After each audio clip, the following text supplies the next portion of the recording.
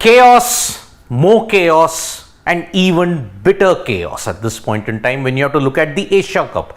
Now it is totally out in the open and it's going to be a precursor to what happens in the World Cup. Your Asia Cup 2023 is going to be a case of absolute and self-inflicted chaos, because there were initial reports floating that Palakele will not host the Super Fours and the final. The venue has apparently been shifted to Hambantota. But now the confirmation might come, official confirmation will come in 1-2 days. But what we can tell you is that all the Super Fours and the final will not be in Hambantota. In fact, brace yourselves folks, it's going to be in Colombo. Yes, Asia Cup Super Fours and the final will now be held in Colombo. Despite all the obvious dangers, despite all the situation that is now currently in Colombo, they are going to host the Super Fours and the final there from September 9th till September 17th.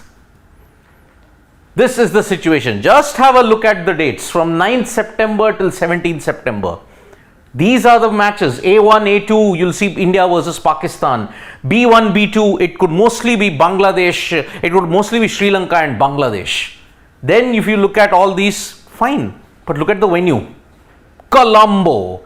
Colombo is the venue. And why? Because the boards of India and Pakistan, BCCI and the PCB, were engaged in a bitter ego tussle. You saw in even Nikhil's interview that he did from Palakele that there is a lot of ego tussles between the PCB and the BCCI. The PCB has stated, no, we don't want to play in Hambantota. We want to be in Colombo. The Indian cricket team also did not want to go out of Colombo, but also there was a problem about the rain. How did both the BCCI, the ACC and the PCB in their entire ego tussle overlooked one simple problem, the rain? Because from 9th September onwards till about, if you look at it, 11th, look at the probability rates for rain, 78, 75, 61. 75% probability is on the 10th, which is India versus Pakistan. And look at it. Look at what is going to be said on 10th. Cloudy with a couple of thunderstorms, especially late in the day. Late in the day. That means evening.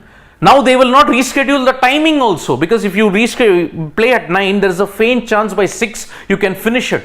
Then you don't have to worry about the rain. But no, they don't even want to reschedule the timing also. And it gets even better, folks. 12th, 13th, 14th, 15th. Every day, 12th and 15th where India play. 55, 58, 60, 58% chances of rain. Every single day in the evening there is rain predicted in Colombo. And remember, not like Palakele where it can be steady drizzle. There it pours. Then you have to cover the entire outfield, and if it doesn't relent, the game will be called off. It gets better.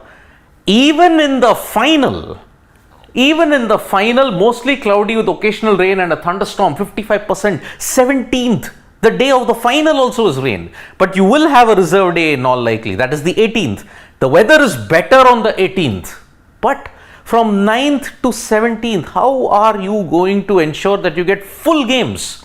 Because 6th is the last game in Lahore. After that, you have a 2-day break. From 9th till the 17th, the weather is absolutely bad in Colombo. We hope that in the 58-55%, it's not near the R. Premadasa Stadium. But knowing Colombo, you won't get rain shadow areas in Colombo. If it pours in the entire city. And that is why in this ego tussle between the PCB and the BCCI, the PCB were absolutely adamant that they wanted to stay in Colombo. Hambantota, on the other hand, they didn't want to travel. India, through some negotiations, they tried backroom channels, nothing worked. All the games will be in Colombo. Egos of the BCCI and the PCB have been satisfied.